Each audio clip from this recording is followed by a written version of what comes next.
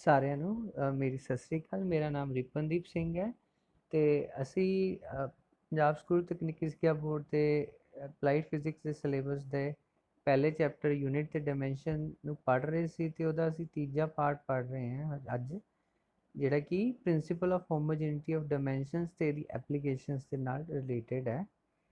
ਤੇ ਪਿੱਛੇ ਬਾਕੀ ਦੋ ਲੈਕਚਰਸ ਦੇ ਵਿੱਚ ਅਸੀਂ ਯੂਨਿਟਸ ਤੇ ਡਾਇਮੈਂਸ਼ਨਸ ਬਾਰੇ ਪੜ੍ਹਿਆ ਤੇ ਡਾਇਮੈਂਸ਼ਨ ਅਸੀਂ ਬੇਸਿਕਲੀ ਕੀ ਦੇਖਿਆ ਸੀ ਕਿ ਜਿਹੜੀ ਵੀ ਕੋਈ ਵੀ ਫਿਜ਼ੀਕਲ ਕੁਆਂਟੀਟੀ ਹੈ ਉਹਦੇ ਵਿੱਚ ਫੰਡਾਮੈਂਟਲ ਫਿਜ਼ੀਕਲ ਕੁਆਂਟੀਟੀਜ਼ ਕਿਹੜੀ ਪਾਵਰ ਸੈਂਟਰ ਕਰਦੀਆਂ ਤਾਂ ਉਹਨੂੰ ਅਸੀਂ ਡਾਇਮੈਂਸ਼ਨ ਕਹਿੰਦੇ ਨੇ।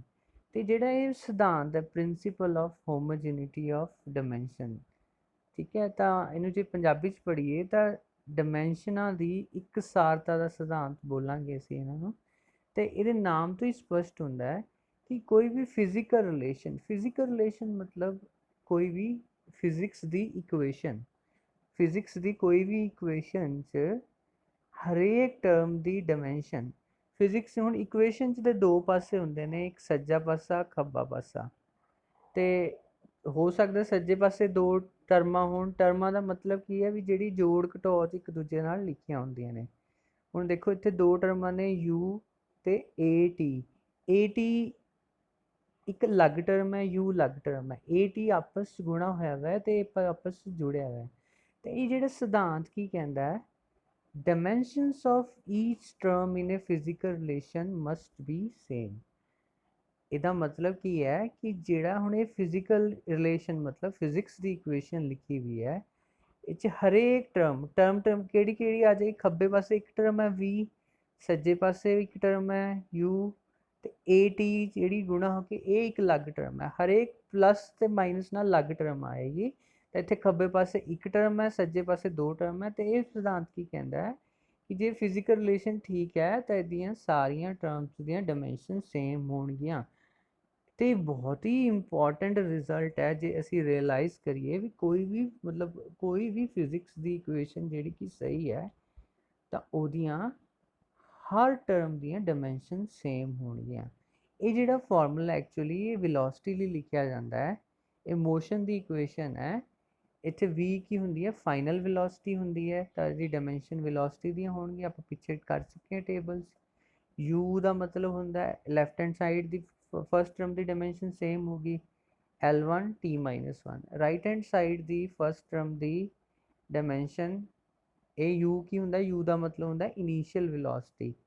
ਇਨੀਸ਼ੀਅਲ ਹੋਵੇ ਜਾਂ ਫਾਈਨਲ ਹੈ ਤਾਂ ਵੈਲੋਸਿਟੀ ਹੀ, ਤਾਂ ਵੈਲੋਸਿਟੀ ਡਾਇਮੈਂਸ਼ਨ ਕੀ ਹੋਏਗੀ L1 t-1।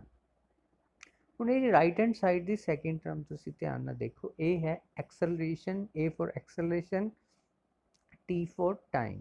ਐਕਸਲਰੇਸ਼ਨ ਦੀ ਡਾਇਮੈਂਸ਼ਨ ਅਸੀਂ ਦੇਖਿਆ ਸੀਗਾ L1 t-2 ਹੁੰਦੀਆਂ ਨੇ ਤੇ ਟਾਈਮ ਦੀ ਹੁੰਦੀ ਹੈ t+1। m ਦੇਖੋ ਜਿਹੜੀ ਚੀਜ਼ ਦੀ ਪਾਵਰ 0 ਨੂੰ ਤਾਂ ਅਸੀਂ ਆਪਾਂ ਵੈਸੇ ਵੀ ਇੱਕ ਮੰਨ ਕੇ ਛੱਡ ਸਕਦੇ, ਤਾਂ ਅਸੀਂ ਧਿਆਨ ਨਾਲ a ਇੰਟੂ t ਨੂੰ ਗੁਣਾ ਕਰੀਏ ਤਾਂ L1 t-2 ਇੰਟੂ t ਦੀ ਪਾਵਰ 1 ਆ ਜਾਏਗਾ। t ਦੀ ਪਾਵਰ -2 + 1 ਆਏ ਤਾਂ -1 ਰਹਿ ਜਾਏਗਾ।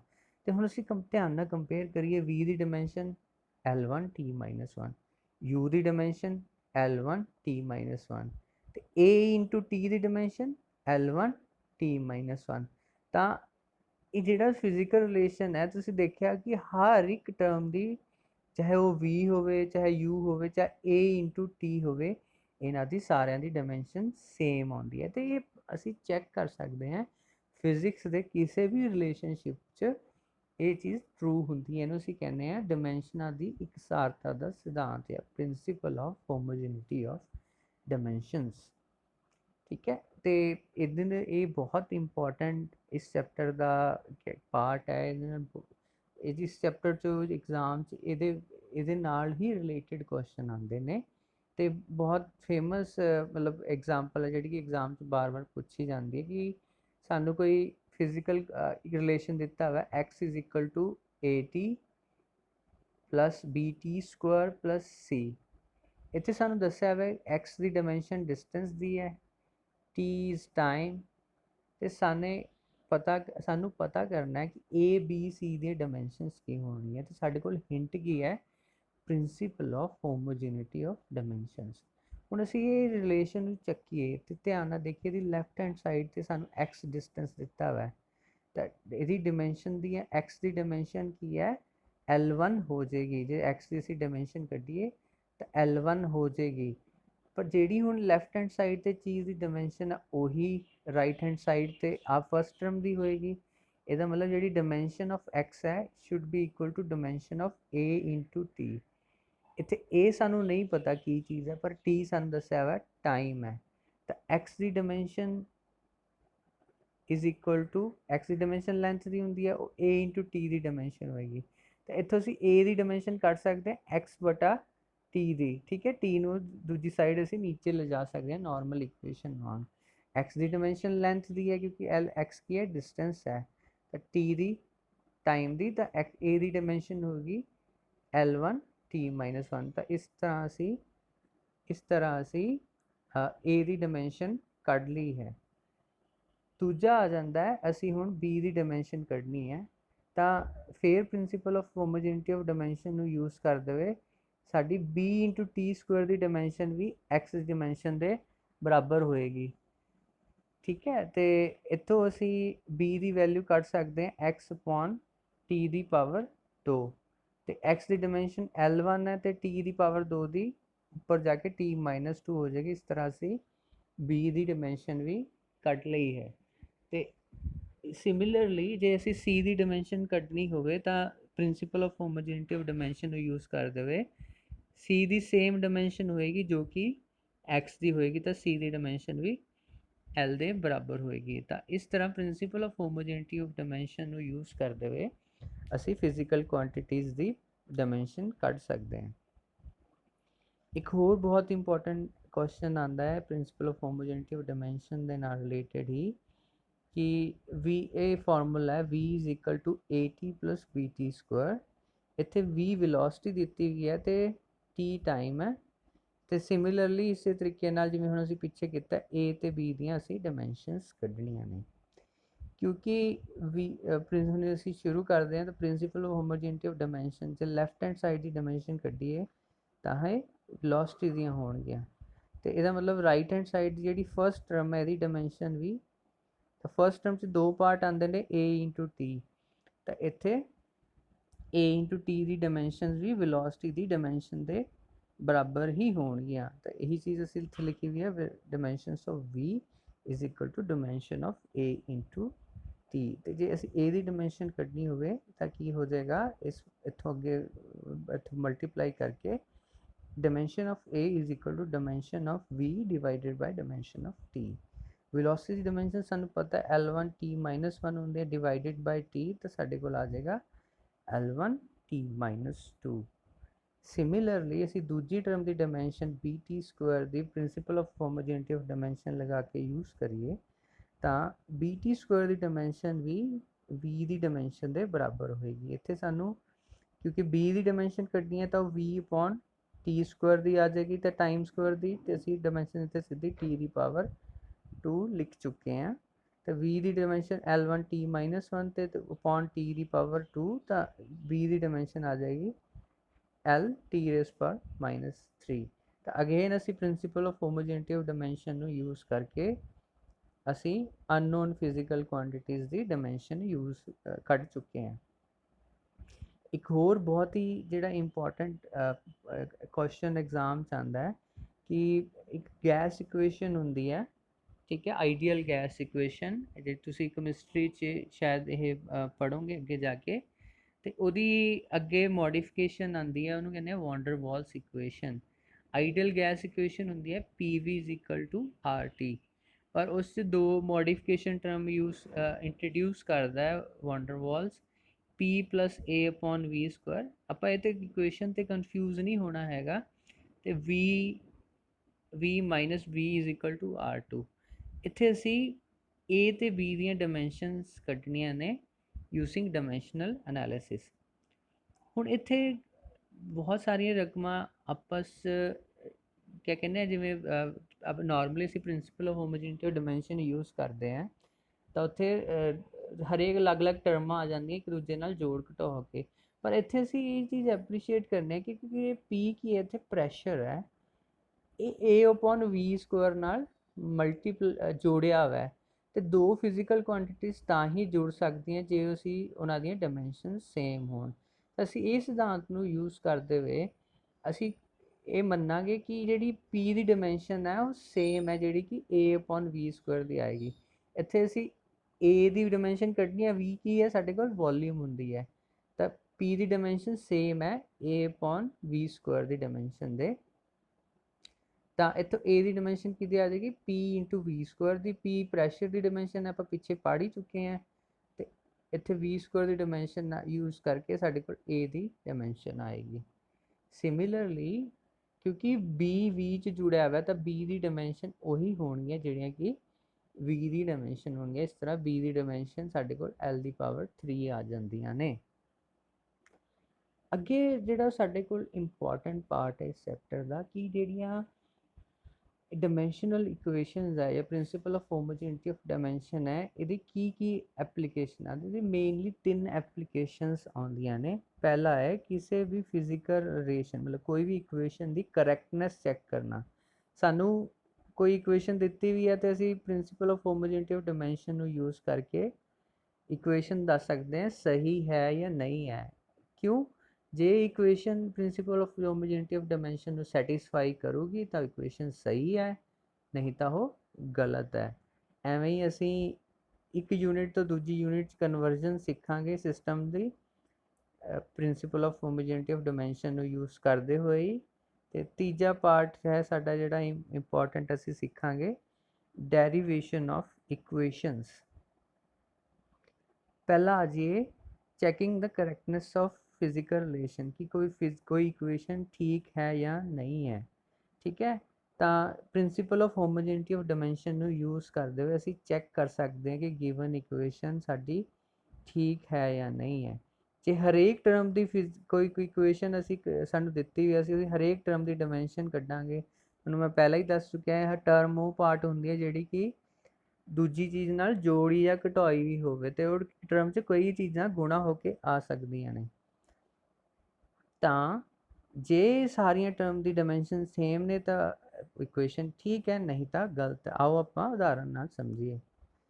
ਹੁਣ ਇਹ ਜਿਹੜਾ ਆਪਾਂ ਪਹਿਲਾਂ ਵੀ ਕਰ ਚੁੱਕੇ ਹਾਂ ਜਦੋਂ ਅਸੀਂ ਪ੍ਰਿੰਸੀਪਲ ਆਫ ਹੋਮੋਜੀਨਿਟੀ ਆਫ ਡਾਇਮੈਂਸ਼ਨ ਪੜ੍ਹਿਆ ਸੀ ਕਿ ਇਹਦੀ 'ਚ ਅਸੀਂ ਕਰੈਕਟਨੈਸ ਚੈੱਕ ਕਰਨੀ ਹੈ। ਤਾਂ ਪਹਿਲਾਂ ਅਸੀਂ dimension of left hand side first term ਦੀ ਦੇਖਾਂਗੇ, ਉਹ ਵੈਲੋਸਿਟੀ ਹੈ। Right hand first term a ਦੀ ਡਾਇਮੈਂਸ਼ਨ ਪਤਾ t ਦੀ, a/t ਦੀ ਦੇਖਾਂਗੇ ਤਾਂ ਅਸੀਂ ਦੇਖਿਆ ਹਰ ਟਰਮ ਦੀ ਡਾਇਮੈਂਸ਼ਨ ਸੇਮ ਹੈ L1t-1 L1t-1 L1t-1।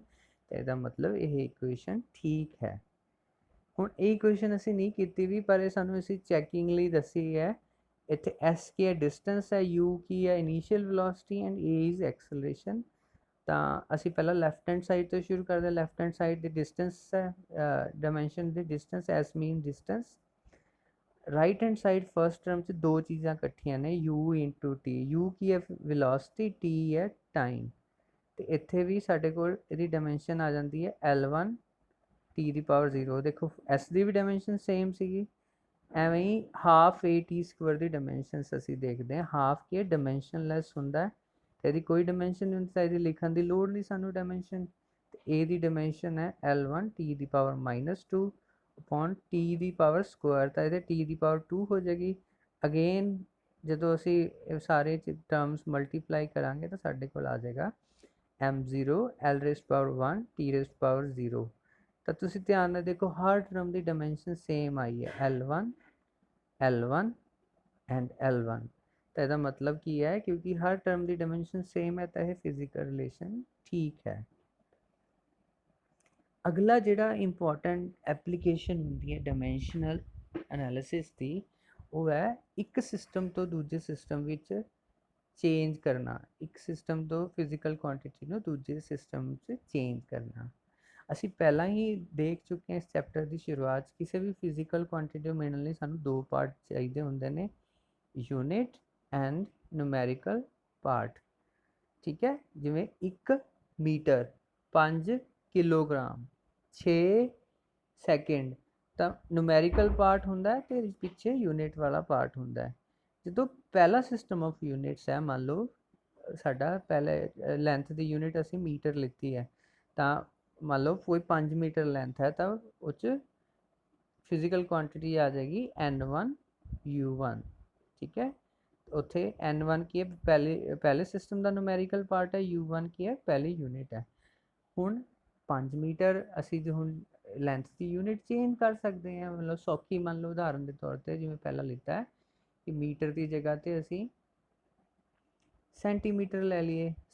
ਠੀਕ ਹੈ, ਤਾਂ ਅਸੀਂ 5 ਮੀਟਰ ਸਾਡੇ ਕੋਲ ਕਿੰਨਾ ਆ ਜਾਏਗਾ ਹੁਣ 500 ਸੈਂਟੀਮੀਟਰ। ਜੇ U2 ਅਸੀਂ ਸੈਂਟੀਮੀਟਰ ਲਈਏ ਤਾਂ ਸਾਡਾ N2 ਵੀ ਚੇਂਜ ਹੋ ਜਾਏਗਾ, ਕਿਉਂਕਿ ਅਸੀਂ ਦੋਨੋਂ ਹੀ ਸਿਸਟਮ SI ਵਾਲੇ SI ਦੀ ਸਬ ਮਲਟੀਪਲ ਲਿੱਤੇ ਆ, ਇਹਦੀ ਐਗਜ਼ਾਮਪਲ ਵੀ ਪੜ੍ਹੀ ਸੀ, ਤਾਂ ਸਾਨੂੰ ਸੌਖਾ ਪਤਾ ਹੈ N1 ਤੇ N2 ਦਾ ਕੀ ਆਪਸ ਰਿਲੇਸ਼ਨ ਹੈ।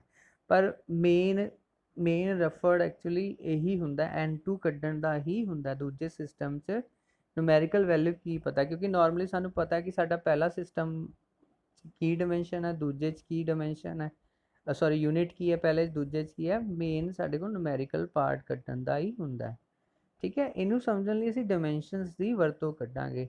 ਇਹ ਜਿਹੜੀ ਪਹਿਲੀ ਯੂਨਿਟ ਹੈ ਇਹਦੀ ਕੁਝ ਡਾਇਮੈਂਸ਼ਨਸ ਹੋਣਗੀਆਂ। ਠੀਕ ਹੈ, ਤਾਂ ਪਹਿਲੇ ਤਾਂ ਇੱਕ ਚੀਜ਼ ਹੈ ਕਿ N1 U1 is equal to N2 U2। ਇਹ ਸਾਨੂੰ ਪਤਾ ਕਿ ਫਿਜ਼ੀਕਲ ਕੁਆਂਟਿਟੀ ਦੀ ਵੈਲਿਊ ਨਹੀਂ ਚੇਂਜ ਹੁੰਦੀ ਹੈਗੀ। ਫਿਜ਼ੀਕਲ ਕੁਆਂਟਿਟੀ ਕਿਵੇਂ ਬਣਦੀ ਹੈ, ਨੂਮੈਰੀਕਲ ਵੈਲਿਊ ਇਨਟੂ ਯੂਨਿਟਸ ਨੂੰ ਮਿਲਾ ਕੇ। ਠੀਕ ਹੈ, ਤਾਂ ਇੱਥੋਂ ਅਸੀਂ N2 is equal to N1 U1 upon U2 ਆ ਜਾਏਗਾ। ਹੁਣ ਕੋਈ ਵੀ ਜਿਹੜੀ U ਕੀ ਹੈ, ਯੂਨਿਟ ਹੈ ਫਿਜ਼ੀਕਲ ਕੁਆਂਟਿਟੀ ਦੀ, ਉਹ ਜਿਹੜੀ ਯੂਨਿਟ ਹੈ ਫਿਜ਼ੀਕਲ ਕੁਆਂਟਿਟੀ ਦੀ ਉਹ ਮਾਸ, ਲੈਂਥ ਤੇ ਟਾਈਮ। ਠੀਕ ਹੈ, ਉਹਦੇ ਕੋਈ ਡਾਇਮੈਂਸ਼ਨਸ ਹੋਣਗੀਆਂ, ਉਹਦੇ ਮੰਨ ਲਓ ਫਿਜ਼ੀਕਲ ਕੁਆਂਟਿਟੀ ਅਸੀਂ ਡਾਇਮੈਂਸ਼ਨ ਕੱਢ ਲੈਂਦੇ ਹਾਂ, ਤੇ ਉਸ ਫਿਜ਼ੀਕਲ ਕੁਆਂਟਿਟੀ ਮਾਸ ਦੀ ਕੋਈ ਯੂਨਿਟ ਯੂਜ਼ ਹੋਏਗੀ, ਕਿਉਂਕਿ ਉਹ ਡਿਰਾਈਵਡ ਯੂਨਿਟ ਹੋਏਗੀ। ਲੈਂਥ ਦੀ ਕੋਈ ਯੂਨਿਟ ਹੋਏਗੀ, M1 ਦੀ ਪਾਵਰ X ਆਏਗੀ, L1 ਦੀ ਪਾਵਰ Y ਆਏਗੀ, ਤੇ T1 ਦੀ ਪਾਵਰ Z ਆਏਗੀ। ਇੱਥੇ ਧਿਆਨ ਰੱਖਣਾ, ਕਿਉਂਕਿ ਪਹਿਲਾ ਸਿਸਟਮ ਹੈ ਤਾਂ ਉੱਤੇ M ਤੇ L ਤੇ T ਲੱਗ ਹੋ ਸਕਦੇ ਨੇ, ਤਾਂ ਮੈਂ ਇੱਥੇ M1 L1 ਤੇ T1 ਰੱਖਿਆ। ਹੁਣ ਦੂਜੇ ਸਿਸਟਮ ਆਫ ਯੂਨਿਟਸ, ਹੁਣ ਉਸਦੀ ਯੂਨਿਟਸ ਚੇਂਜ ਹੋ ਸਕਦੀ। M1 ਦੀ ਜਗ੍ਹਾ M2 ਆ ਸਕਦਾ, ਮਤਲਬ ਜਿਵੇਂ ਮਾਸ ਦੀ ਜਗ੍ਹਾ ਤੇ ਇੱਕ ਜਗ੍ਹਾ ਕਿਲੋਗ੍ਰਾਮ ਹੈ, ਇੱਕ ਜਗ੍ਹਾ ਗ੍ਰਾਮ ਹੈ, ਜਾਂ ਇੱਕ ਜਗ੍ਹਾ ਪਾਊਂਡ ਹੈ, ਪਰ ਉਹਦੀ ਜਿਹੜੀ ਡਾਇਮੈਂਸ਼ਨਸ ਹੈ M ਦੀ ਪਾਵਰ ਉਹ ਨਹੀਂ ਚੇਂਜ ਹੋਏਗੀ। ਜਦੋਂ ਅਸੀਂ ਡਾਇਮੈਂਸ਼ਨ ਕੱਢਦੇ ਤਾਂ M ਦੀ ਪਾਵਰ X ਆ ਜਾਂਦੀ, L ਦੀ ਪਾਵਰ Y, T। ਡਾਇਮੈਂਸ਼ਨ ਦਾ ਮਤਲਬ ਹੁੰਦਾ M ਦੀ ਪਾਵਰ, L ਦੀ ਪਾਵਰ ਤੇ T ਦੀ ਪਾਵਰ। ਤਾਂ ਕੋਈ ਵੀ ਫਿਜ਼ੀਕਲ ਕੁਆਂਟਿਟੀ ਦੀ ਯੂਨਿਟਸ ਚੇਂਜ ਹੋ ਸਕਦੀਆਂ, ਪਰ ਉਹਦੀ ਡਾਇਮੈਂਸ਼ਨ ਚੇਂਜ ਨਹੀਂ ਹੁੰਦੀਆਂ ਹੈਗੀਆਂ। ਤਾਂ ਇੱਥੇ M2 ਦੀ ਪਾਵਰ X, L2 ਦੀ ਪਾਵਰ Y ਤੇ T2 ਦੀ ਪਾਵਰ Z ਆ ਜਾਏਗਾ। ਤੇ ਇੱਥੋਂ ਅਸੀਂ ਜੇ ਡਿਵਾਈਡ ਕਰੀਏ, U1 U2 ਸਬਸਟੀਟਿਊਟ ਕਰ ਦੇ ਤੇ ਇਕੱਠਾ ਕਰੀਏ, ਤਾਂ N2 is equal to N1 M1 upon M2 ਦੀ power X, L1 upon L2 ਦੀ ਪਾਵਰ Y ਤੇ T1 ਅਪੋਨ T2 ਦੀ ਪਾਵਰ Z। ਆਓ ਆਪਾਂ ਇਹਨੂੰ ਉਦਾਹਰਨ ਦੇ ਤੌਰ ਤੇ ਬਿਹਤਰ ਸਮਝਦੇ ਹਾਂ, ਇਹ ਤੇ ਥਿਊਰੀ 'ਚ ਕਈ ਵਾਰ ਪਤਾ ਨਹੀਂ ਚੱਲਦਾ ਹੈ। ਠੀਕ ਹੈ, ਤਾਂ ਅਸੀਂ 1 ਨਿਊਟਨ ਨੂੰ ਡਾਇਨ 'ਚ ਯੂਜ਼ ਕਰਨਾ ਹੈ using method of dimension. Actually newton ਇੱਕ ਫੋਰਸ ਦੀ ਯੂਨਿਟ ਹੁੰਦੀ ਹੈ, ਫੋਰਸ ਦੀ SI ਯੂਨਿਟ ਹੈ। ਠੀਕ ਹੈ, ਤਾਂ ਸਾਡੇ ਕੋਲ ਕੁਐਸਚਨ ਹੈ 1 newton is equal to how many dynes. 1 newton is equal to how many dynes. इतने 1 न्यूटन मतलब N1 U1, N1 is 1, U1 is Newton. सानू N2 पता करना है तो U2 सानू पता डायन है। तो फोर्स का डायमेंशनल फॉर्मूला होंदा है, असी पिछे ही टेबल च कीता हुआ है, M1 L1 T raise to power -2। इत्थों सानू ध्यान नाल पढ़े तो पता चलिया X, क्योंकि M1 ਅਸੀਂ ਦੇਖਿਆ ਸੀ M1 ਦੀ ਪਾਵਰ X, L1 ਦੀ ਪਾਵਰ Y ਤੇ T1 ਦੀ ਪਾਵਰ Z ਸੀ, ਤੇ ਇੱਥੇ X 1 ਹੈ, Y 1 ਹੈ, Z -2 ਹੈ, ਕਿਉਂਕਿ ਸਾਨੂੰ ਫੋਰਸ ਨਿਊਟਨ ਤੇ ਡਾਇਨ ਦੋਨੋਂ ਫੋਰਸ ਦੀਆਂ ਹੀ ਅਲੱਗ-ਅਲੱਗ ਯੂਨਿਟਸ ਨੇ। ਤਾਂ SI ਜਿਹੜਾ ਨਿਊਟਨ ਹੈ ਉਹ 'ਚ SI ਸਾਡੇ ਕੋਲ ਮਾਸ ਲਈ ਅਸੀਂ ਕਿਲੋਗ੍ਰਾਮ ਯੂਜ਼ ਕਰਦੇ ਹਾਂ, ਲੈਂਥ ਲਈ ਮੀਟਰ ਯੂਜ਼ ਕਰਦੇ ਹਾਂ, ਤੇ ਟਾਈਮ ਲਈ ਸੈਕਿੰਡ ਯੂਜ਼ ਕਰਦੇ ਹਾਂ। ਤੇ ਡਾਇਨ ਕੀ ਹੈ, ਫੋਰਸ ਦੀ ਇੱਕ CGS ਯੂਨਿਟ ਹੈ। ਉੱਥੇ ਮਾਸ ਲਈ ਅਸੀਂ ਗ੍ਰਾਮ ਯੂਜ਼ ਕਰ ਰਹੇ ਹਾਂ, ਲੈਂਥ ਲਈ ਸੈਂਟੀਮੀਟਰ ਯੂਜ਼ ਕਰ ਰਹੇ ਹਾਂ, ਤੇ ਟਾਈਮ ਲਈ ਸੈਕਿੰਡ। ਤੇ ਅਸੀਂ ਆਹ ਪਿੱਛੇ ਜਿਹੜਾ ਫਾਰਮੂਲਾ ਦਿੱਤਾ ਵਾ n2 n1 m1/m2 ਦੇ ਇਹਦੇ ਵਿੱਚ ਸਬਸਟੀਟਿਊਟ ਕਰੀਏ ਕਿ ਇੱਥੇ x y ਤੇ z ਦੀ ਵੈਲਿਊ ਸਾਨੂੰ ਡਾਈਮੈਂਸ਼ਨਲ ਫਾਰਮੂਲੇ ਨੇ ਦਿੱਤੀਆਂ ਸੀ। m1 l1 t1 ਤੇ m2 l2 t2 ਕੀ ਹੈ, ਨਵੇਂ ਸਿਸਟਮ ਦੀਆਂ ਯੂਨਿਟਸ ਨੇ ਤੇ ਸਾਨੂੰ ਦੋਨੋਂ ਪਤਾ ਨੇ। ਇੱਥੇ n1 ਦੀ ਵੈਲਿਊ 1 ਸਬਸਟੀਟਿਊਟ ਕੀਤੀ, m1 ਕੀ ਹੈ ਪਹਿਲੇ ਸਿਸਟਮ 'ਚ ਮਾਸ ਦੀ ਵੈਲਿਊ ਕਿਲੋਗ੍ਰਾਮ, ਐਵੇਂ m2 ਕੀ ਹੈ ਦੂਜੇ ਸਿਸਟਮ 'ਚ ਮਾਸ ਦੀ ਵੈਲਿਊ ਜਿਹੜੀ ਕਿ ਗ੍ਰਾਮ 'ਚ ਆ ਜਾਏਗੀ। ਐਵੇਂ ਹੀ l1/l2 1 ਮੀਟਰ/1 ਸੈਂਟੀਮੀਟਰ ਤੇ 1 ਕਿਲੋਗ੍ਰਾਮ 1000 ਗ੍ਰਾਮ ਦੇ ਬਰਾਬਰ ਹੁੰਦਾ ਹੈ। ਤਾਂ ਗ੍ਰਾਮ ਨਾਲ ਗ੍ਰਾਮ ਕੱਟਿਆ ਗਿਆ, ਇੱਥੋਂ 1000 ਬਚ ਗਿਆ, ਇਹਦੀ ਪਾਵਰ 1 ਹੈ। ਇਸੇ ਤਰ੍ਹਾਂ 1 ਮੀਟਰ 100 ਸੈਂਟੀਮੀਟਰ ਦੇ ਬਰਾਬਰ ਹੁੰਦਾ ਹੈ ਤੇ ਨੀਚੇ ਸੈਂਟੀਮੀਟਰ ਨਾਲ ਸੈਂਟੀਮੀਟਰ ਕੱਟਿਆ ਜਾਏਗਾ ਤੇ ਉੱਪਰ 100 ਬਚ ਜਾਏਗਾ, ਪਰ ਇਹਦੀ ਪਾਵਰ 2 ਹੈ। 1 ਸੈਕਿੰਡ ਨਾਲ 1 ਸੈਕਿੰਡ ਕੱਟ ਕੇ 1 ਆ ਜਾਏਗਾ, ਇਹਦੀ ਪਾਵਰ ਚਾਹੇ ਜੋ ਮਰਜ਼ੀ ਲੈ ਲਈਏ ਸਾਡੇ ਕੋਲ ਉਹੀ ਵੈਲਿਊ ਰਹਿ ਜਾਏਗੀ। ਤੇ ਇੱਥੋਂ ਸਾਡੇ ਕੋਲ 1000 ਆ ਗਿਆ, ਇੱਥੇ 100 ਦੀ ਪਾਵਰ 2, ਤਾਂ ਸਾਡੇ ਕੋਲ 10 ਦੀ ਪਾਵਰ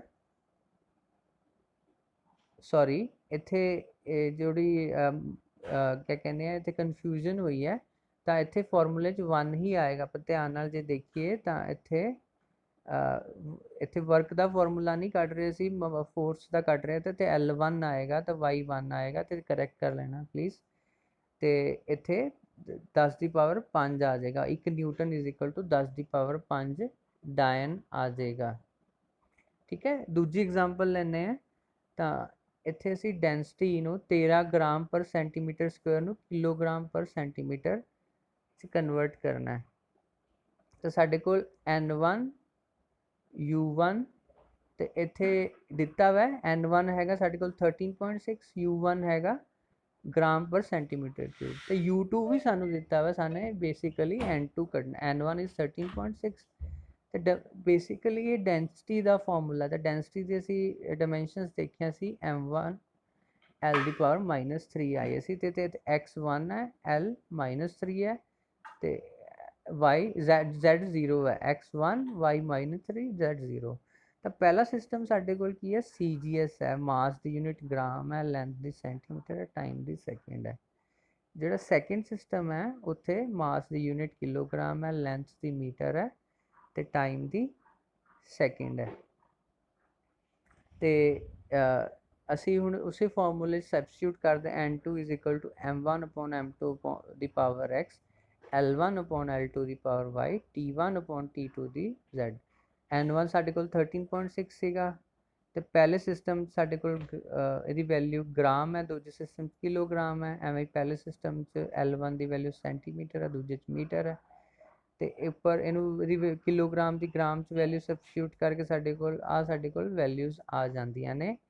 ਤੇ ਧਿਆਨ ਨਾਲ ਦੇਖੋ, 1/1000 ਦੀ ਪਾਵਰ 1, 1/100 ਦੀ ਪਾਵਰ -3 ਕਿ y ਦੀ ਪਾਵਰ -3 ਸੀਗੀ ਤੇ ਸੈਕਿੰਡ ਨਾਲ ਸੈਕਿੰਡ ਕੱਟਿਆ ਜਾਂਦਾ ਹੈ। ਤੇ ਜੇ ਕੈਲਕੂਲੇਸ਼ਨ ਧਿਆਨ ਨਾਲ ਕਰੀਏ ਤਾਂ ਸਾਡੇ ਕੋਲ ਇਹ n2 13600 ਆ ਜਾਏਗਾ, ਤਾਂ 13.6 ਇਹ ਆ ਗਿਆ n1 u1 is equal to n2 u2। ਤਾਂ n2 ਦੀ ਵੈਲਿਊ ਅਸੀਂ ਬੇਸਿਕਲੀ ਕੱਢੀ ਹੈ, ਤਾਂ 13.6 gram per centimetre cube is equal to 13600 kilogram per metre cube ਆ ਜਾਏਗਾ। ਤਾਂ ਇਸ ਤਰ੍ਹਾਂ ਅਸੀਂ ਕਿਸੇ ਵੀ ਸਿਸਟਮ ਦੀ ਡਾਈਮੈਂਸ਼ਨ ਦੀ ਵੈਲਿਊ ਇੱਕ ਸਿਸਟਮ ਤੋਂ ਦੂਜੇ 'ਚ ਚੇਂਜ ਕਰ ਸਕਦੇ ਹਾਂ। ਤੀਜਾ ਜਿਹੜਾ ਇੰਪੋਰਟੈਂਟ ਸਾਡੇ ਕੋਲ ਐਪਲੀਕੇਸ਼ਨ ਹੈ, ਮੈਥਡ ਆਫ ਡਾਈਮੈਂਸ਼ਨ ਨੂੰ ਯੂਜ਼ ਕਰਕੇ ਅਸੀਂ ਵੀ ਕਿਸੇ ਵੀ ਫਿਜ਼ੀਕਲ ਕੁਆਂਟਿਟੀ, ਜਿਹੜੀ ਦੂਜੀ ਫਿਜ਼ੀਕਲ ਕੁਆਂਟਿਟੀ ਸਾਨੂੰ ਪਤਾ ਕਿਹੜੇ ਫੈਕਟਰ 'ਤੇ ਡਿਪੈਂਡ ਕਰ ਰਹੀ ਹੈ, ਤਾਂ ਉਹਦਾ ਆਪਸ 'ਚ ਰਿਸ਼ਤਾ ਕੱਢ ਸਕਦੇ ਹਾਂ। ਠੀਕ ਹੈ, ਉਦਾਹਰਨ ਦੇ ਤੌਰ 'ਤੇ ਜਿਹੜਾ ਕਿਸੇ ਵੀ ਚੀਜ਼ ਬੋਡੀ ਦਾ ਵੇਟ ਹੈ, ਉਹਨੂੰ ਸਾਨੂੰ ਪਤਾ ਹੈ ਵੀ ਵੇਟ 2 ਫੈਕਟਰ 'ਤੇ ਡਿਪੈਂਡ ਕਰ ਰਿਹਾ, ਮਾਸ ਤੇ ਐਕਸਲਰੇਸ਼ਨ ਡਿਊ ਟੂ ਗ੍ਰੈਵਿਟੀ। ਤੇ ਜਿਹੜੀ ਇਹ ਐਕਸਲਰੇਸ਼ਨ ਡਿਊ ਟੂ ਗ੍ਰੈਵਿਟੀ ਦਾ ਮਤਲਬ ਕੀ ਹੁੰਦਾ, ਅਸੀਂ ਪੜ੍ਹਿਆ ਸੀ ਫੋਰਸ ਦਾ ਫਾਰਮੂਲਾ ਪੜ੍ਹਿਆ ਸੀ, F is equal to mass into acceleration. ਤੇ ਜਿਹੜੀ ਧਰਤੀ ਕਰਕੇ ਐਕਸਲਰੇਸ਼ਨ ਹੁੰਦੀ ਹੈ ਉਹਨੂੰ ਐਕਸਲਰੇਸ਼ਨ ਡਿਊ ਟੂ ਗ੍ਰੈਵਿਟੀ ਕਹਿੰਦੇ ਆ। ਫॉर ਫਾਰਮੂਲਾ ਪਰਪਸਿਸ ਅਸੀਂ ਜਿਹੜੀ ਇਹਦੀ ਡਾਈਮੈਂਸ਼ਨ ਹੈ ਗ੍ਰੈਵਿਟੀ ਦੀ ਐਕਸਲਰੇਸ਼ਨ ਦੇ ਬਰਾਬਰ ਹੀ ਲੈਂਦੇ ਹਾਂ। ਤਾਂ वेट का हुण सानू रिलेशन कड्ढना है मास ते एक्सेलरेशन ड्यू टू ग्रैविटी नाल। तो मान लो वेट प्रोपोर्शनल है दी सानू नहीं पता की फार्मूला डिपेंडेंस है एम दी पावर मान लो एक्स ते डिपेंड कर रहा है तो जी दी पावर वाई ते डिपेंड कर रहा है। तो प्रोपोर्शनैलिटी साइन नूं इत्थे हटाउण लई असीं इक्वल प्रोपोर्शनैलिटी कॉन्सटेंट लैंदे ते मंनदे कि ये जिहड़ा कॉन्सटेंट है डायमेंशनलैस है। हुण जिहड़ा वेट है वेट दी डायमेंशन एक्चुअली फोर्स दे बराबर हुंदियां ने। तो weight is equal to M1 L1 T-2 आ जाएगा। इत्थे M दी डायमेंशन मास दी डायमेंशन होएगी ते G दी डायमेंशन एक्सेलरेशन की डायमेंशन होएगी। इत्थे वैल्यूज दोनों साइड ते पुट कर दिए principle of homogeneity of dimension जी लगाई दोनों साइड पहला वैल्यू पुट करिए M1 L1 T-2 W की वैल्यू आ गई तो इत्थे M1 की पावर X क्योंकि M की पावर असी X लेती सी एवें ही जो G की पावर Y तो उत्थे L की पावर Y T की पावर -2Y आ जाएगा तो इनू इकट्ठा कर लिए असी M की पावर X L की पावर Y T की पावर -2Y तो जे हुण ये रिलेशन ठीक है तो दोनों पासे principal of homogeneity of dimension की कहता दोनों पासे दियां डायमेंशन सेम होनी चाहिए। सेम होने लिए की होएगा ਇਹਦਾ मतलब x ਨੂੰ 1 ਦੇ ਬਰਾਬਰ ਹੋਣਾ ਪਏਗਾ y ਨੂੰ ਵੀ 1 ਦੇ ਬਰਾਬਰ ਹੋਣਾ ਪਏਗਾ। ठीक है तो इत्थों कंपेयर करिए पावरां दी तो साडे कोल x की पावर भी 1 आ जाती है y की पावर भी 1 आ जाती है तो वेट तो ਇਹਦਾ रिलेशनशिप की आ जाता है weight is equal to KmG। ਹੁਣ k ਦਾ ਇੱਥੇ ਡਾਇਮੈਂਸ਼ਨਸ ਦੀ ਇੱਕ ਲਿਮਿਟੇਸ਼ਨ ਹੁੰਦੀ ਹੈ ਕਿ k ਜਿਹੜੀ ਡਾਇਮੈਂਸ਼ਨਲ ਕਾਂਸਟੈਂਟ ਦੀ ਵੈਲਿਊ ਅਸੀਂ ਕੱਢ ਨਹੀਂ ਸਕਦੇ ਹੁੰਦੇ। ਠੀਕ ਹੈ ਤਾਂ ਇੱਥੇ k ਦੀ ਵੈਲਿਊ ਸਾਨੂੰ ਐਕਸਪੈਰੀਮੈਂਟਲੀ ਡਿਟਰਮਿਨ ਕਰਨੀ ਪੈਂਦੀ ਹੈ ਤੇ k ਦੀ ਵੈਲਿਊ ਸਾਨੂੰ 1 ਮਿਲੀ ਹੈ ਤਾਂ ਵੇਟ ਦਾ ਰਿਲੇਸ਼ਨਸ਼ਿਪ ਮਾਸ ਨਾਲ ਕੀ ਹੁੰਦਾ ਹੈ weight is equal to mg ये सानू रिक्वायर्ड रिलेशनशिप मिले। एवें ही असी एक होर एग्जाम्पल करते हैं कि जिहड़ा एक पेंडुलम है पेंडुलम की हुंदा है एक बॉल नूं जे तुसी एक फिक्स सपोर्ट तो एक धागे नूं लटका दो तो उन्हें जो तुसी एक साइड तो छड्डो तो बार बार सीसॉ मोशन करदा उन्हें असी पेंडुलम कहने हैं। तो पेंडुलम दी की पैरामीटर्स हुंदे ने पेंडुलम दी लेंथ हुंदी है जिन्हों असी L नाल डिनोट करते हैं। पेंडुलम के नीचे जो बॉब होंगे वह मास उन्होंने असी M नाल डिनोट करते हैं। तो तीजा है साढ़े को फैक्टर एक्सलरेशन क्योंकि वो जो पेंडुलम है क्यों झूलता क्योंकि धरती उन्होंने खिंच रही है नीचे जो साइड पर लिजा के उन्होंने छड्डते हो तो ग्रैविटेशन करके नीचे आता है तो फिर अगे ओवरशूट करके साइड पर जाता। तो पेंडुलम का टाइम पीरियड की होंगे जो भी पेंडुलम साइड पर छड्ड दईए तो किन्ने टाइम बाद वो वापस अपनी इनीशियल पोजीशन ते आ जाए उन्होंने टाइम पीरियड कहने हैं। तो असीं देखिया कि ये 3 फैक्टर ते डिपेंड कर रहे हैं mass length and acceleration due to gravity. तो पहला वांग असीं टी दी dependence t is directly proportional to mass दी पावर एक्स लेंथ दी पावर वाई ते एक्सलरेशन ड्यू टू ग्रैविटी दी पावर जेड। तो पिछे लैफ्ट हैंड साइड से टी की डायमेंशन तो साढ़े को M0 L0 T की पावर 1 ही आ जानी क्योंकि टाइम की डायमेंशन है। M की डायमेंशन भी सानू पता है M1 L0 T0 लेंथ की पता है M0 L1 T0 G की डायमेंशन की होंगे जिहड़ियां कि एक्सलरेशन दी डायमेंशनस होणगियां। तो इक्वेशन पुट कर दिए इत्थे T की डायमेंशन पुट कर दी M1 की पावर X L1 की पावर Y तो इत्थे L1 T-2 की पावर Z आ जाएगा तो अंदर मल्टीप्लाई पावर होके L की पावर Z T की पावर -2Z हो जाएगा। सारा इकट्ठा कर लिए असी साढ़े को M0 L0 T0 is equal to M की पावर X L की पावर Y प्लस Z तो T की पावर -2Z। हुण फिर principle of homogeneity of dimension जे सही है तो सारिया ML T दी पावर दोनों पासे सेम होंगे। कंपेयर करें तो साढ़े को 3 इक्वेशन आ जाती हैं x is equal to 0 y plus z is equal to 0 and 2z is equal to -1। जी लास्ट इक्वेशन है तो सानू z इज इक्वल टू -1/2 मिलता है। इनू इत्थे पुट कर दिए तो साढ़े को y साढ़े को 1/2 मिलता है। इस ते x की सानू वैल्यू पहला ही 0 आ गई तो इस इक्वेशन पुट कर दिए M की पावर x सी L की पावर y L की पावर y सी T की पावर ਜੋ ਵੀ -2z ਸੀ ਤਾਂ ਇੱਥੇ ਜਿਹੜੀ ਵੈਲਿਊ ਸਬਸਟੀਟਿਊਟ ਕਰੀਏ ਤਾਂ m ਦੀ ਪਾਵਰ 0 ਆ ਕੇ ਤਾਂ 1 ਹੋ ਜਾਏਗਾ, ਤਾਂ t ਆ ਜਾਏਗਾ l ਦੀ ਪਾਵਰ ਹਾਫ g ਦੀ ਪਾਵਰ -ਹਾਫ, ਜਿਹਨੂੰ ਨੀਚੇ ਜਾ ਕੇ ਅਸੀਂ ਇਹਨੂੰ ਪੋਜ਼ੀਟਿਵ ਬਣਾ ਦਾਂਗੇ ਤਾਂ t ਆ ਜਾਏਗਾ l/g ਦਾ ਸਕੁਆਇਰ ਰੂਟ। ਤੇ k ਦੀ ਵੈਲਿਊ ਸਾਨੂੰ ਜਿਵੇਂ ਪਹਿਲਾਂ ਹੀ ਦੱਸਿਆ ਕਿ ਐਕਸਪੈਰੀਮੈਂਟਲੀ ਡਿਟਰਮਿਨ ਕਰਨੀ ਪੈਂਦੀ ਹੈ। k ਦੀ ਵੈਲਿਊ ਸਾਡੇ ਕੋਲ ਆ ਜਾਏਗੀ 2π, ਤਾਂ ਇੱਥੇ ਸਾਡੇ ਕੋਲ ਰਿਲੇਸ਼ਨਸ਼ਿਪ ਆ ਜਾਏਗਾ ਪੈਂਡੂਲਮ ਦੇ ਟਾਈਮ ਪੀਰੀਅਡ ਦਾ 2π√l/g। ਤਾਂ ਇਸੇ ਤਰ੍ਹਾਂ ਅਸੀਂ ਡਾਇਮੈਂਸ਼ਨ ਨੂੰ ਯੂਜ਼ ਕਰਦੇ ਹੋਏ ਜੇ ਸਾਨੂੰ ਕੋਈ ਫਿਜ਼ੀਕਲ ਕੁਆਂਟੀਟੀ ਦੀ ਪਤਾ ਹੈ ਕਿ ਕਿਹੜੇ ਫੈਕਟਰ ਤੇ ਡਿਪੈਂਡ ਕਰਦੀ ਹੈ, ਤੇ ਉਹਨੂੰ ਡਿਪੈਂਡੈਂਸ ਨੂੰ ਯੂਜ਼ ਕਰਕੇ principal of ਹੋਮੋਜੈਨਿਟੀ of dimension use ਕਰਕੇ ਅਸੀਂ ਉਹਦੀ ਫਾਰਮੂਲਾ ਅਸੀਂ ਓਬਟੇਨ ਕਰ ਸਕਦੇ ਹਾਂ। ਹੁਣ ਇਸ ਚੈਪਟਰ ਦਾ ਲਾਸਟ ਟੌਪਿਕ ਹੈ ਕਿ ਜਿਹੜੇ ਡਾਇਮੈਂਸ਼ਨ ਐਨਾਲਿਸਿਸ ਦੀਆਂ ਲਿਮਿਟੇਸ਼ਨਸ ਕੀ ਹੈ। ਹੁਣੇ ਅਸੀਂ ਕਰਦੇ ਦੇਖਿਆ ਕਿ ਜਿਹੜਾ ਡਾਇਮੈਂਸ਼ਨਲੈਸ ਕਾਂਸਟੈਂਟ ਹੈ ਇਹਦੀ ਵੈਲਿਊ ਅਸੀਂ ਇਸ ਮੈਥਡ ਨਾਲ ਨਹੀਂ ਕੱਢ ਸਕਦੇ ਹੈਗੇ, ਠੀਕ ਹੈ। ਤੇ ਪਹਿਲੀ ਲਿਮਿਟੇਸ਼ਨ ਇਹ ਹੈ। ਦੂਜੀ ਲਿਮਿਟੇਸ਼ਨ ਪ੍ਰਿੰਸੀਪਲ ਆਫ ਹੋਮੋਜੈਨਿਟੀ ਆਫ ਇਸ ਮੈਥਡ ਦੀ ਡਾਇਮੈਂਸ਼ਨਲ ਮੈਥਡ ਦੀ ਕੀ ਹੈ ਕਿ ਇਹਨੂੰ ਮੈਥਡ ਨੂੰ ਕਿਆ ਕਹਿੰਦੇ ਆ ਯੂਜ਼ ਕਰਕੇ ਜਿਹੜੇ ਸਾਨੂੰ ਫੈਕਟਰ ਪਹਿਲਾਂ ਹੀ ਨਹੀਂ ਪਤਾ ਹੈਗੇ, ਠੀਕ ਹੈ, ਹੁਣ ਅਸੀਂ ਯੂਜ਼ ਕਰਕੇ ਉਹੀ ਫੈਕਟਰ ਯੂਜ਼ ਕੀਤੇ ਜਿਹੜੇ ਸਾਨੂੰ ਪਤਾ ਸੀ ਜਿੱਥੇ ਫਿਜ਼ੀਕਲ ਕੁਆਂਟੀਟੀ ਡਿਪੈਂਡ ਕਰ ਰਹੀ ਹੈ। ਪਰ ਜੇ ਸਾਨੂੰ ਫੈਕਟਰ ਨਹੀਂ ਪਤਾ ਹੈਗੇ ਤਾਂ ਉਹ ਅਸੀਂ ਨਹੀਂ ਡਿਟਰਮਿਨ ਕਰ ਸਕਦੇ ਕਿ ਫਿਜ਼ੀਕਲ ਕੁਆਂਟੀਟੀ ਦੀ ਡਿਪੈਂਡੈਂਸ ਕਿਸੇ ਹੋਰ ਫੈਕਟਰਸ ਤੇ ਕੀ ਹੋਏਗੀ। ਸਾਨੂੰ ਫੈਕਟਰ ਪਹਿਲਾਂ ਹੀ ਪਤਾ ਹੋਣੇ ਪੈਣਗੇ, ਠੀਕ ਹੈ। ਤੇ ਇੱਕ ਹੋਰ ਚੀਜ਼ ਅਸੀਂ ਦੇਖਿਆ ਸੀ ਕਿ ਸਾਡੇ ਕੋਲ 3 ਇਕੁਏਸ਼ਨਸ ਆਉਂਦੀਆਂ ਸੀਗੀਆਂ ਫਿਜ਼ੀਕਲ ਕੁਆਂਟੀਟੀਜ਼ ਦੀਆਂ ml ਤੇ t ਦੀ ਪਾਵਰਾਂ ਨੂੰ ਕੰਪੇਅਰ ਕਰਕੇ। ਤੇ ਇਸ ਤੋਂ ਸਾਨੂੰ ਇਹ ਪਤਾ ਚੱਲਦਾ ਹੈ ਕਿ ਜੇ ਸਾਡੇ ਕੋਲ 3 ਫੈਕਟਰ, ਕਿਉਂਕਿ ਜੇ ਹਰ ਫੈਕਟਰ ਦੇ ਪਾਵਰ ਆਪਾਂ ਪਾਵਰ ਲੱਗ ਲੈਣੇ x y z, ਜੇ ਸਾਡੇ ਕੋਲ 3 ਤੋਂ ਵੱਧ ਫੈਕਟਰ ਹੋਣ x y z, ਮੰਨ ਲਓ ਕੋਈ t ਆ ਗਿਆ, ਤਾਂ ਸਾਡੇ ਕੋਲ 4 ਅਨਨੋਨ ਵੇਰੀਏਬਲਸ ਇਕੁਏਸ਼ਨਸ ਆ ਜਾਣਗੀਆਂ ਜਿਹਨੂੰ ਕਿ ਅਸੀਂ 3 ਇਕੁਏਸ਼ਨਾਂ ਨਾਲ ਸੋਲਵ ਕਰਕੇ ਕੱਢ ਨਹੀਂ ਸਕਦੇ। ਇਹਦਾ ਮਤਲਬ ਕੀ ਹੈ ਕਿ ਅਸੀਂ 3 ਤੋਂ ਵੱਧ ਫੈਕਟਰਾਂ ਦੀ ਡਿਪੈਂਡੈਂਸ ਤੇ ਕਿਸੇ ਫਿਜ਼ੀਕਲ ਰਿਲੇਸ਼ਨਸ਼ਿਪ ਨੂੰ ਨਹੀਂ ਕੱਢ ਸਕਦੇ ਹੈਗੇ।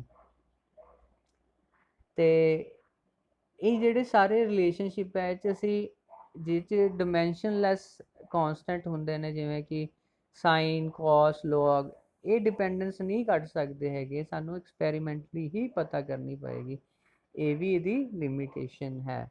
ਤੇ ਦੂਜੀ ਲਾਸਟ ਲਿਮਿਟੇਸ਼ਨ ਹੈ ਡਾਇਮੈਂਸ਼ਨਲ ਐਨਾਲਿਸਿਸ ਦੀ, ਵੀ ਜੇ ਕੋਈ ਫਿਜ਼ੀਕਲ ਕੁਆਂਟੀਟੀ ਕਿਸੇ ਦੂਜੀ ਫਿਜ਼ੀਕਲ ਕੁਆਂਟੀਟੀ ਤੇ ਮੋਰ ਦੈਨ 1 ਟਰਮ ਦੇ ਉੱਪਰ ਡਿਪੈਂਡ ਕਰਦੀ ਹੋਵੇ, ਜਿਵੇਂ s = ut + ½ at², ਤਾਂ ਇਹਨੂੰ ਅਸੀਂ ਨਹੀਂ ਡਿਟਰਮਿਨ ਕਰ ਸਕਦੇ ਡਾਇਮੈਂਸ਼ਨਲ ਮੈਥਡ ਦੇ ਨਾਲ, ਕਿਉਂਕਿ ਅਸੀਂ ਦੇਖਿਆ ਡਾਇਮੈਂਸ਼ਨਲ ਮੈਥਡ ਦੇ ਨਾਲ ਅਸੀਂ ਕੋਈ ਵੀ ਫਿਜ਼ੀਕਲ ਕੁਆਂਟੀਟੀ ਦੀ ਜੋ ਫੈਕਟਰ ਦੀ ਪਾਵਰ x y ਲੈਂਦੇ ਹਾਂ ਤੇ ਪਲੱਸ ਦਾ ਕਿਤੇ ਕੋਈ ਰੋਲ ਨਹੀਂ ਆਉਂਦਾ ਹੈਗਾ। ਤੇ ਇਹ ਸਾਡੀ ਵੀ ਇੱਕ ਲਿਮਿਟੇਸ਼ਨ ਹੈ ਡਾਇਮੈਂਸ਼ਨਲ ਐਨਾਲਿਸਿਸ ਦੀ, ਠੀਕ ਹੈ। ਇਹਦੇ ਨਾਲ ਹੀ ਜਿਹੜਾ ਸਾਡਾ ਪਹਿਲਾ ਚੈਪਟਰ ਹੈ ਯੂਨਿਟਸ ਐਂਡ ਡਾਇਮੈਂਸ਼ਨਸ ਖਤਮ ਹੁੰਦਾ ਹੈ। ਤੇ ਅਸੀਂ ਇਸ ਤੋਂ ਬਾਅਦ force and motion second chapter ਸ਼ੁਰੂ ਕਰਾਂਗੇ। ਉੱਥੇ ਤੇ ਪਹਿਲਾ ਪਾਰਟ ਵੈਕਟਰਸ ਐਂਡ ਸਕੇਲਰ ਦਾ ਡਿਫਰੈਂਸ ਪੜਾਂਗੇ। ਧੰਨਵਾਦ।